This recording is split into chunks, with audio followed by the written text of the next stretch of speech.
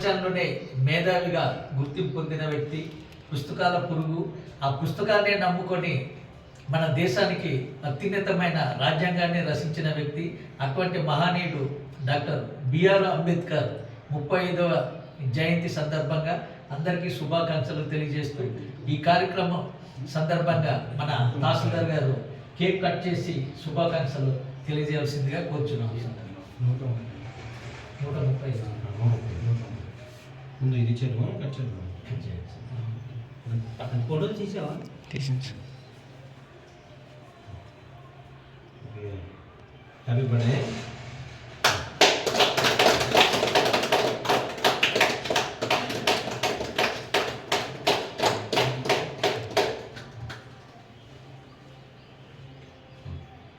సరే మీరు పెట్టండి సార్, పెట్టండి సార్, రండి సార్, రండి మీరు రండి సార్, మీరు రండి.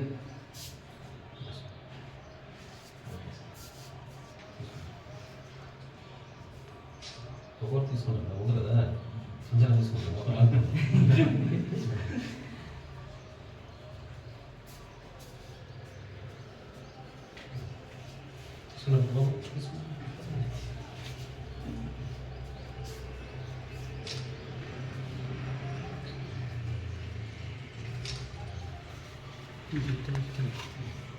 Photo sir. అంబేద్కర్ గారి 135వ జయంతి శుభాకాంక్షలు అందరికీ. మనం ఈ కార్యక్రమం జరుపుకోవడం అనేది ఒక అదృష్టంగా భావించాలి. ఎందుకంటే మనం ముఖ్యంగా మన ఉద్యోగస్తులు ఎవరైతే ఉన్నామో, మీరు గిరిజనులు కావచ్చు, మేము బలహీన వర్గాలు కావచ్చు, ఎవరైనప్పటికీ ఈ స్థానంలో ఉన్నామంటే కారణం ముఖ్యమైన వ్యక్తి అతను. ఈ రోజుల్లో మనం తప్పనిసరిగా అతని యొక్క ఆశయాల్ని పాటించాలి. ముఖ్యంగా మన ప్రభుత్వ సర్వీస్లో ఉండి ప్రతి ఒక్క గిరిజనులకి మనం సేవ చేసే అవకాశం వచ్చింది. ప్రతి ఒక్క బలహీన వర్గాలకి, ప్రతి ఒక్క దళితుడికి మనం సేవ చేసే అవకాశం వచ్చింది.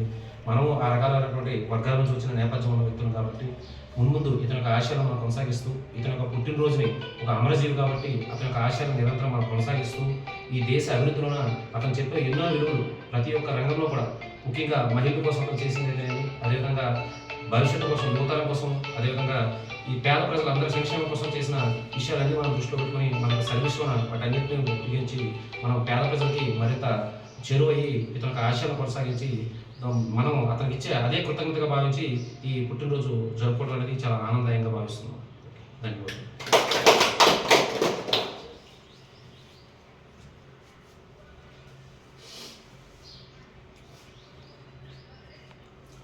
ఫోటోస్ కూడా తీయండి.